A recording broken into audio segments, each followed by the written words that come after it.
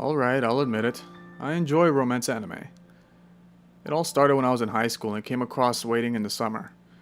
At first, I wasn't quite sure what to expect or what it would be about, but it quickly became apparent that I was quite entertained by it. It's a short little love story that kind of hit the spot. Being that I did spend some time studying film production, the main character was someone that I could relate to, and I quickly became invested in the story, and found myself rooting for him every episode that went by. Waiting in the Summer is not the best anime in the world, not by any means, but it did open up the genre to me. A genre that I didn't really expect myself to get into, being that I am a straight male who, at the time, was in his late teens. And I always really respected the ideas of masculinity, chivalry, and stoicism, things that almost seem to be the antithesis of this genre. A while later I came across Nagi no Asukara, which was ongoing at the time of finding it.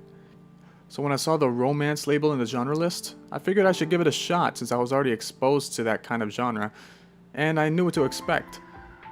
And somehow, my expectations were wrong. I remember getting excited to come home every week when I knew a new episode was up. Being that I'm usually a practicer of binge watching, an anime has to be pretty special to get me to come back week after week. And to this day, many more animes later, Nagi no Asukara is still my favorite in its genre. Now some would say that since it's one of my first romance anime, it's probably all nostalgia. To which, at first, I could have agreed, and I thought that was the case. So I went back and rewatched Waiting in the Summer, one that would be on a higher level of nostalgia for it being my quote-unquote gateway anime. Although it was still fun, the flaws were a bit more apparent than I remember. But rewatching Nagi no Asukara led me to a different problem. I just wanted to go back to it again. It's one of the few shows I've ever seen that has caused me to crave to watch it again. And I still can't fully understand it to this day. My best guess is that it's good. But there's more to it than that, right? If you haven't seen this anime, you should. In fact, you should just go watch it now since I'll be talking about some spoilerish stuff throughout. And in fact, this review is meant for an audience that's already seen the show since I don't want to take too much time going over the events in full detail. Now, let's get it out of the way first. I do not like all the characters. And despite a few I may not like, I enjoy the cast as a whole. It wouldn't be right to take any characters out of the story. Monica, for example, annoys me to no end. Her personality is too turbulent, too unstable, and too much in need of assurance. So much so that I just can't take her seriously. Also, that fish she gets on her leg is kind of ironic, because the voice it has might as well be the voice that Monica has in my head. Speaking of which, that's my least favorite part of this whole anime. That stupid fish didn't need to have a voice in the first place. It's almost pointless. The only reason the fish was there is to show us how Tsumugu is a weirdo that has an abnormal attraction to the ocean, as if we couldn't figure it out by later episodes. Thankfully, once the fish is gone, the quality improves dramatically. And despite my ripping into Monica, I understand her purpose. And actually, she helps balance the group out. Hikari's the leader, Chisaki's the more reserved, mature one, Monica is the one everyone takes care of, Tsumugu is the new guy that is used as a form of competition and encouragement for the leader, and Kaname is the mediator between the girls and Hikari. But we'll get back to Kaname later. One of the best things about this anime is that it's not so much about trying to become a couple with the one you like, as the audience and most of the characters basically already know how each person feels about the others. And this all happens pretty much before the halfway mark in the series, unlike in other slice-of-life romance animes where the confessions sometimes don't start until the very last episode. So the impression I get from this anime is that it wants to tell a story with romance in the midst of it. Kind of like Titanic in a way. And there might be some parallels between the two that could explain why I place both at higher regard. In Nagi no Asukara's case, it's the ever-present tension between surface and ocean dwellers, and the curses and events that come from the history between their ancestors/gods.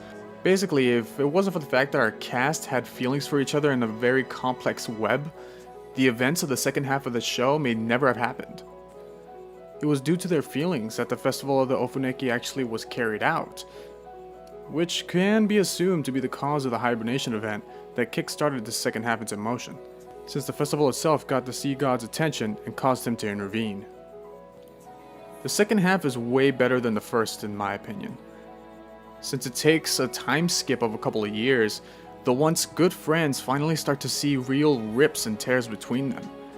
And they don't know what to do now that they've awakened to the reality of their circumstance. The twists of age gaps to Monika's inability to love reveals tears that go way deeper than just not sharing each other's feelings. Fear and worry starts to take hold as the friends that started the Ofuneki are the only ones that awaken. All the more reason to assume that it's because of them that the sea god caused the hibernation. It's almost as if he wants them to learn something about love and about heartache. It's in the second half that we see more characters enter the mix. Miyuna and Sayu have grown up to the group's age and have feelings of their own. And Hikari's sister even has a son who more than once causes changes in Monika. From her waking up to her realizing that she doesn't know what love is. Using an otherwise filler character like a toddler, Nagano Asukara manages to even make him affect the story and characters. Miyuna and Sayu's parts are a very nice addition to the cast who has now become broken due to the changes of age and divine influence. In fact, they are the ones that managed to fix their group. My favorite female character of the bunch was Miyuna. Not just because I found her to be the cutest and most well-rounded, but because she's a character that I can truly admire. While Hikari was frozen in the sea, she waited for him, aware of her feelings and faithful to them. And when the climax of the story hit, it was her that made the sacrifice. She saves Monika by taking her place because of her feelings for Hikari, and in turn gets her feelings ripped away from her. It's safe to assume that I was furious with this outcome, as I wanted her to win over Monika.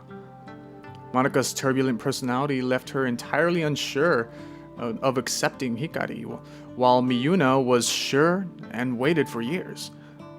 But of course, not all stories turn out the way we want, and I can respect that.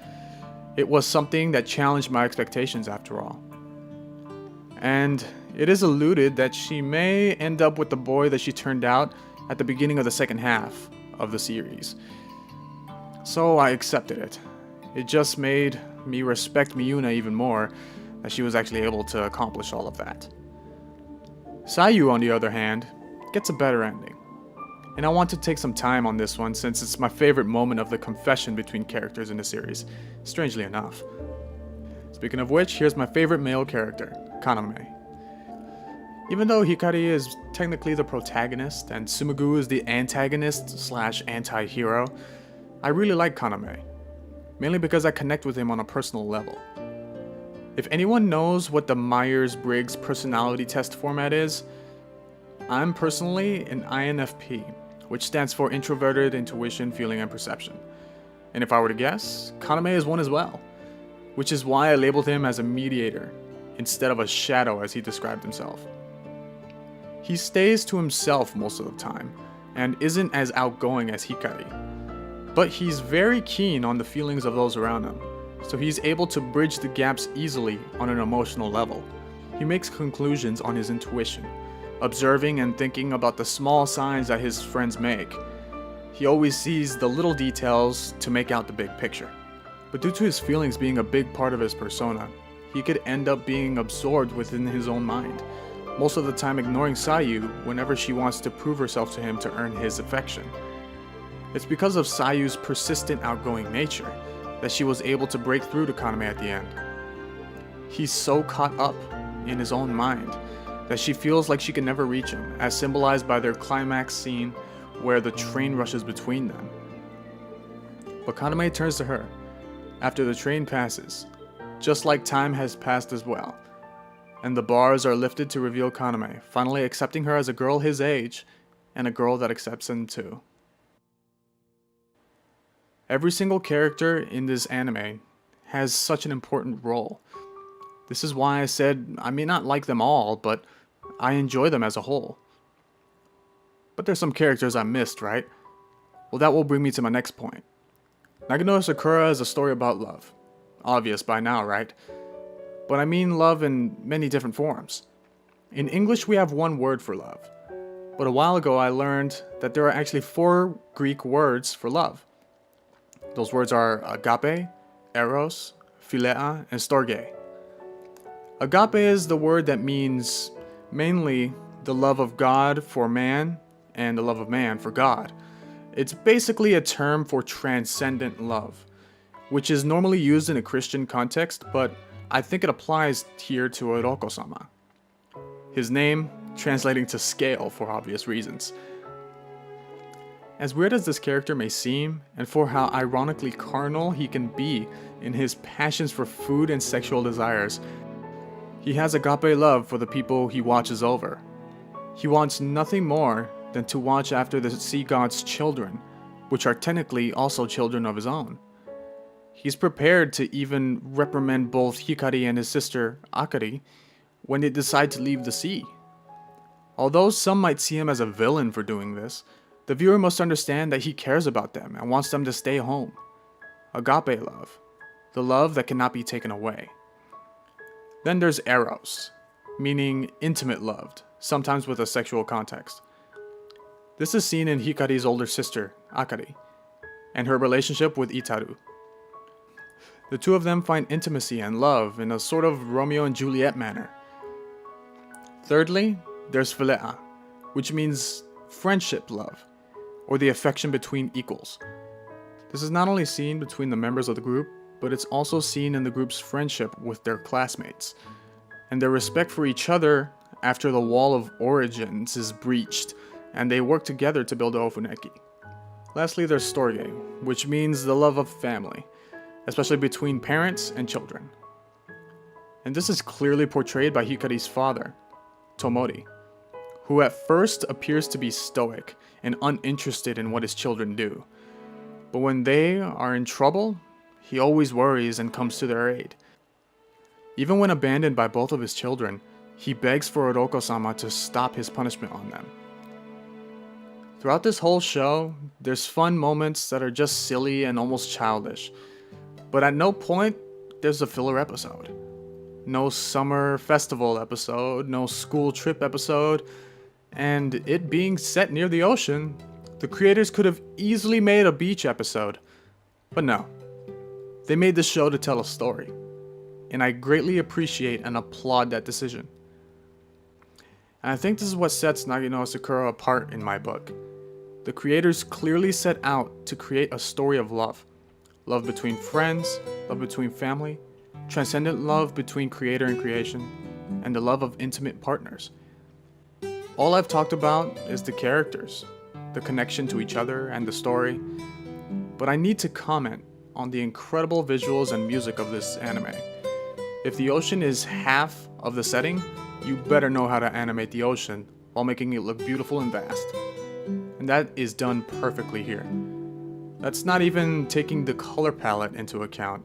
The deep and bright blues fit the ocean setting, making it a perfect balance for some of the brighter orange and tan colors when we see the surface and the sun. The colors can even translate to the clothing that some of the characters wear. Orange and tan, blue and teal. Two sets of color complements that clearly represent the complements of the sea and the surface. It's brilliantly done, and I really enjoyed it. And as for the music, well, I wouldn't be using it if it wasn't great. The soundtrack is much more expansive as one may think, as even I was astonished by how many songs were on the OST. My favorite song has to be Fonte, which is also sometimes considered to be Kaname's theme, crazy enough. The song is done on a guitar alone, with a slow tempo. I hear this song by itself and I can't help but getting a feeling of nostalgia, maybe a feeling of longing, happiness, and some sadness. It represents Nagi no Asukara as a whole in my opinion. Just a few plucks from a guitar, and I want to watch this anime all over again. Nagi no Asukara. It's relatable, It's original. It's innocent but aware. It's gorgeous and sad.